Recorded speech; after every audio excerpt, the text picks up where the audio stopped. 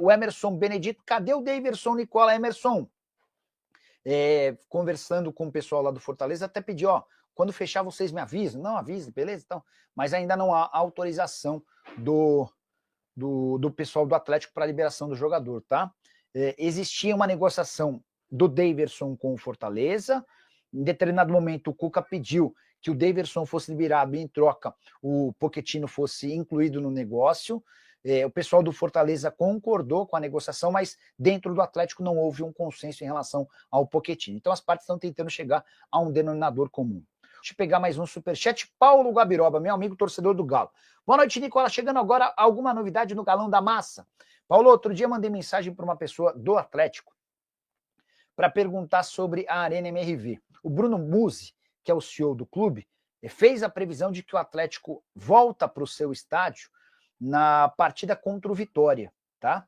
Essa partida, deixa eu pegar, vou até abrir aqui o calendário de jogos do Galo, porque a gente já faz toda a análise a partir daí, né? Próximo jogo do Atlético contra o Grêmio fora de casa, estreia no Campeonato Brasileiro. Depois do jogo contra o Grêmio, o Atlético faz outro jogo na condição de visitante.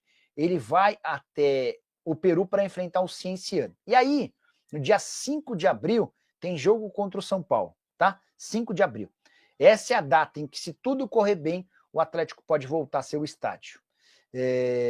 5 de abril equivale a uma semana antes do planejado, que seria o confronto contra o Vitória. E seria importante, se desse certo, porque aí o Atlético conseguiria jogar contra o São Paulo, contra o Deportes Iquique e também contra o Vitória. Em sequência, seriam 3 partidas em casa no novo gramado. Cheguei a ver imagens do plantio lá, do plantio, não sei se dá para chamar de plantio, né? Mas do trabalho que está sendo feito por conta do gramado sintético, ainda está tudo cinza. Mas já disseram que toda a preparação do terreno já foi feita. O gramado da Arena MRV vai ficar 70 centímetros mais alto. Os bancos de reserva já estão sendo colocados e agora a parte final do tapete também será colocada, tá?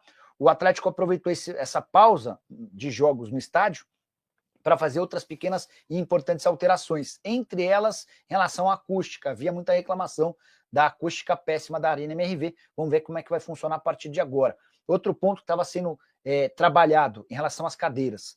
A Galocura o espaço da Galocura já não tem cadeiras. E em cima desse espaço, para outras organizadas também serão retiradas as cadeiras. Beleza? Atlético que treina nesta quinta-feira, o penúltimo treinamento antes da estreia na Série A do Campeonato Brasileiro contra o Grêmio.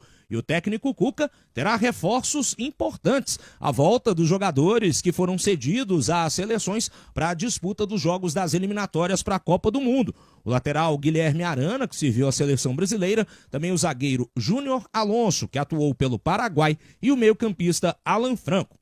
Eles retornaram a Belo Horizonte nessa quarta-feira e poderão participar do treinamento, que mudou de horário. Estava marcado inicialmente para as 10 horas da manhã, mas até para dar mais tempo para que esses jogadores descansem após as viagens desgastantes, o treinamento foi mudado para o período da tarde, às 4 horas. Lembrando que na agenda do Atlético tem o último treinamento marcado para amanhã desta sexta-feira, às 8h30 da manhã, e em seguida a saída para o aeroporto de Confins, a viagem que está marcada para as 11h35 da manhã, rumo a Porto Alegre, para essa estreia na Série A do Campeonato Brasileiro. O calendário do Atlético que começa a apertar, mesmo no início de competição de Série A do Brasileirão, o Galo que já terá deslocamento também para fora do Brasil, até porque tem estreia programada pela Copa Sul-Americana. O Galo que fará a sua estreia diante da equipe do Cienciano do Peru. Partida marcada para a próxima terça-feira, dia 1º de abril, às 9h30 da noite, horário de Brasília. No treinamento dessa quarta-feira, tivemos atualizações no departamento do Galo e o técnico Cuca terá uma baixa. Trata-se do atacante colombiano, o Brian Palacios, que sofreu uma lesão no músculo posterior da coxa esquerda, já está em tratamento na fisioterapia. Sobre as situações de Hulk e Júnior Santos, os atletas ainda estão no processo de transição, participaram de parte das atividades com o grupo e voltaram para trabalhar a parte física com o departamento de fisiologia do Galo. Falando também das divisões de base do Atlético, porque nessa quarta-feira tivemos a terceira partida do Galo no Campeonato Brasileiro Sub-20. E a equipe comandada pelo Guilherme Dalladea ainda não conseguiu vencer na competição. Estava vencendo a partida por 2-1 para cima do Grêmio, de virada, jogo realizado em Eldorado do Sul, mas aos 41 minutos do segundo tempo sofreu gol de empate. Pedro Gabriel, um chute de fora da área, um belo gol da equipe gremista empatando o jogo.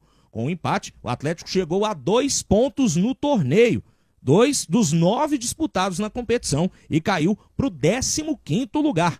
O próximo compromisso do Galinho está marcado para 4 de abril contra o Bahia e será disputado na Arena do Jacaré, em Sete Lagoas. Ô Cirilo, tem um outro detalhe, né, interessante, a entrevista que o Rubens Menin concedeu ao GaloCast, aquele videocast oficial da Galo TV, o investidor da SAF do Galo, que abordou diversos assuntos, falou sobre categoria de base, falou sobre a importância do SIGA, e a gente traz 2 trechos aqui na turma do bate-bola.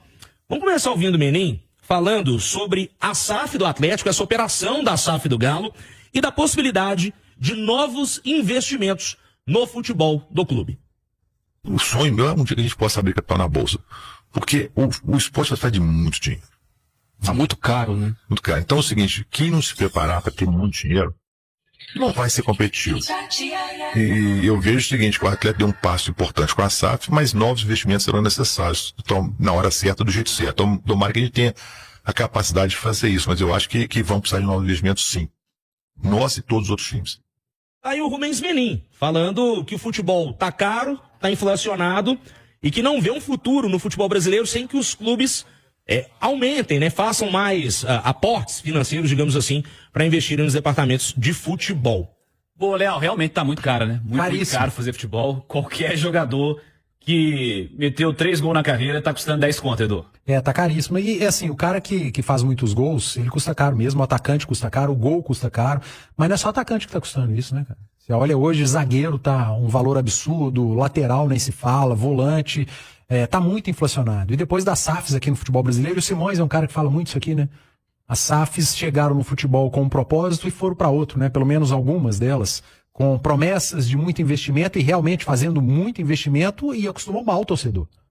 Pô, se você numa temporada investe 200 milhões, na outra investe 20, você tá errado. Não pode, você tem que investir todas as temporadas 200. E esquecem que os clubes só viraram SAF porque estavam com as calças na mão, endividados, e estão endividados ainda. As sociedades anônimas do futebol, elas precisam quitar uma dívida milionária de vários clubes e estão pagando por mês, muitas delas. A SAF não extinguiu as dívidas, não é que a dívida sumiu, né? Não, em algum momento você vai ter que pagar. Ela absorveu as dívidas. As SAFs, elas compraram os clubes e as suas dívidas. Então, o dinheiro que é colocado nos clubes não é só para contratação, é para sanear, é para voltar a ter credibilidade no mercado. Fora isso, o valor absurdo que está um jogador, e o futebol brasileiro tem investido muito. A gente falava agora há pouco, né, da força que é o Campeonato Brasileiro, dos clubes brasileiros, a distância que está para os clubes argentinos, uruguaios, enfim, colombianos. A Libertadores e a Sul-Americana mostram isso com raríssimas exceções. E os clubes precisam ser criativos. E o Rubens fala aí de colocar clube na bolsa. Isso é uma novidade, né? Na bolsa de valores.